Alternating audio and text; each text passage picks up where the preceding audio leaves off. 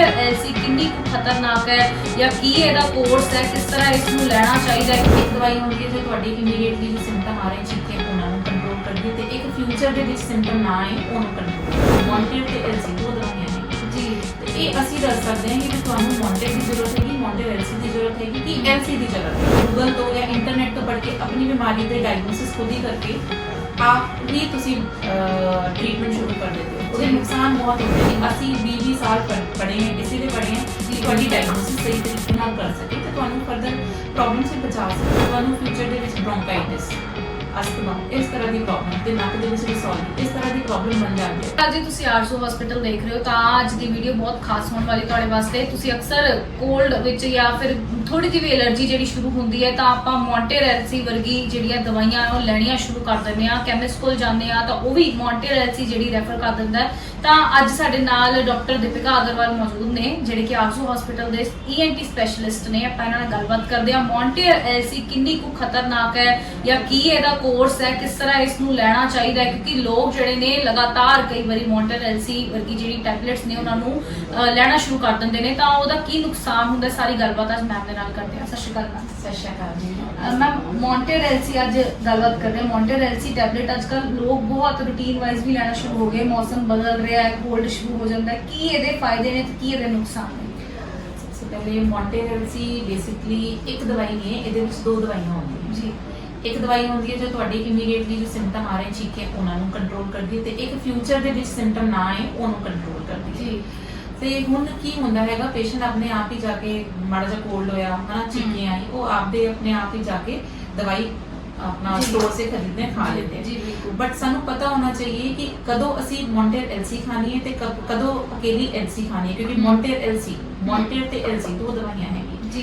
ते ये असी दस सकते हैं कि भी तुहानू मॉन्टेर दी जरूरत हैगी, मॉन्टेर एलसी दी जरूरत हैगी कि एलसी दी जरूरत हैगी। जी। देखो जदों तुसी आपदे आप दवाई खांदे हो काउंटर तो लेकर, बेसिकली की होंदा है तुसी गूगल तो या इंटरनेट तो पढ़ के अपनी बीमारी ਦੇ ਡਾਇਗਨੋਸਿਸ ਖੁਦ ਹੀ ਕਰਕੇ ਆਪ ਹੀ ਤੁਸੀਂ ਟ੍ਰੀਟਮੈਂਟ ਸ਼ੁਰੂ ਕਰ ਦਿੰਦੇ ਹੋ। ਉਹਦੇ ਨੁਕਸਾਨ ਬਹੁਤ ਹੁੰਦੇ ਆ। ਜਦੋਂ ਤੁਸੀਂ ਮੌਂਟੇਰ ਐਲਸੀ ਖਾ ਰਹੇ ਹੋ ਤੁਹਾਨੂੰ ਨਹੀਂ ਪਤਾ ਤੁਹਾਨੂੰ ਸਿੰਪਲ ਕੋਲਡ ਹੋਇਆ ਹੈਗਾ, ਤੁਹਾਨੂੰ ਕਿਸੇ ਚੀਜ਼ ਨਾਲ ਐਲਰਜੀ ਹੋਈ ਹੈਗੀ, ਤੁਹਾਨੂੰ ਰਸੌਲੀ ਤੋਂ ਨਹੀਂ ਬਣ ਰਹੀ ਹੈਗੀ ਤੇ ਤੁਹਾਡੀ ਜੋ ਐਲਰਜੀ ਦੀ ਪ੍ਰੋਬਲਮ ਹੈ ਛਾਤੀ ਦੇ ਵਿੱਚ ਤੋਂ ਨਹੀਂ ਜਾ ਰਹੀ ਹੈਗੀ, ਤੁਹਾਨੂੰ ਇਹ ਕੁਝ ਨਹੀਂ ਪਤਾ। ਤੁਸੀਂ ਬਸ ਸਿੰਪਟਮ ਦੀ ਟ੍ਰੀਟਮੈਂਟ ਕਰ ਰਹੇ ਹੋ। ਤੁਸੀਂ ਐਕਚੁਅਲੀ ਜੋ ਬੇਸਿਕ ਉਹਦੀ ਪ੍ਰੋਬਲਮ ਹੈਗੀ, ਜਿਸ ਕਰਕੇ ਇਹ ਸਿੰਪਟਮ ਆਇਆ, ਜਿਸ ਕਰਕੇ ਪ੍ਰੋਬਲਮ ਆ ਰਹੀ ਹੈ, ਉਹਦੀ ਟ੍ਰੀਟਮੈਂਟ ਨਹੀਂ ਕਰ ਰਹੇ ਹੋ। ਜੀ। ਉਹਦੀ ਟ੍ਰੀਟਮੈਂਟ ਤੁਸੀਂ ਕਰ ਵੀ ਨਹੀਂ ਸਕਦੇ ਕਿਉਂਕਿ ਅਸੀਂ 20 ਸਾਲ ਪੜ੍ਹੇ ਹਾਂ, ਇਸੇ ਲਈ ਪੜ੍ਹੇ ਹਾਂ ਕਿ ਤੁਹਾਡੀ ਡਾਇਗਨੋਸਿਸ ਸਹੀ ਤਰੀਕੇ ਨਾਲ ਕਰ ਸਕੇ ਤੇ ਤੁਹਾਨੂੰ ਫਰਦਰ ਪ੍ਰੋਬਲਮ ਸੇ ਬਚਾ ਸਕੇ।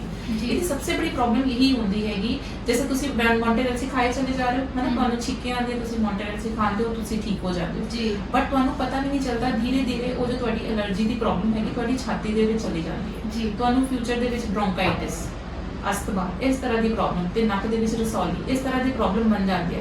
ਤਾਂ ਜਦੋਂ ਤੁਸੀਂ 10 ਸਾਲ ਖਾ ਕੇ ਸਾਡੇ ਕੋਲ ਆਉਂਦੇ ਹੋ ਤਾਂ ਤੁਹਾਨੂੰ ਪਤਾ ਚੱਲਦਾ ਹੈ ਅਸੀਂ ਪਹਿਲੇ ਹੀ ਆ ਜਾਂਦੇ ਤਾਂ ਸ਼ਾਇਦ ਇਹ ਪ੍ਰੋਬਲਮ ਸੇ ਬਚ ਸਕਦੇ। ਬਿਲਕੁਲ ਠੀਕ ਹੈ। ਉਹਦੇ ਨਾਲ ਕੁਝ ਸਾਈਡ ਇਫੈਕਟਸ ਵੀ ਹੈ ਮੌਂਟੇਰ ਐਲਸੀ ਦੇ, ਜੈਸੇ ਕਿ ਗਲੇ ਦਾ ਸੁੱਕਣਾ, ਕਿਉਂਕਿ ਤੁਸੀਂ ਮੌਂਟੇਰ ਐਲਸੀ ਖਾਏ ਚਲੇ ਜਾ ਰਹੇ ਹੋ, ਤੁਹਾਡਾ ਮੂੰਹ ਬਹੁਤ ਸੁੱਕਣਾ ਸ਼ੁਰੂ ਹੋ ਜਾਏਗਾ, ਤੁਹਾਨੂੰ ਥੋੜੀ ਇਰਿਟੇਬਿਲਿਟੀ ਰਹਿਣੀ ਸ਼ੁਰੂ ਹੋ ਜਾਏਗੀ, ਤੁਹਾਨੂੰ ਤੁਸੀਂ ਕਹਿੰਦੇ ਹੋ ਕਨਸੈਂਟ੍ਰੇਸ਼ਨ में ਪ੍ਰੋਬਲਮ ਆਣੀ ਸ਼ੁਰੂ ਹੋ ਜਾਂਦੀ ਹੈ ਬਿਕੋਜ਼ ਇਹ ਥੋੜੀ ਸੀ ਸੀਡੇਟਿਵ ਮੈਡੀਸਿਨਸ ਹੁੰਦੀ ਹੈ। ਜੀ।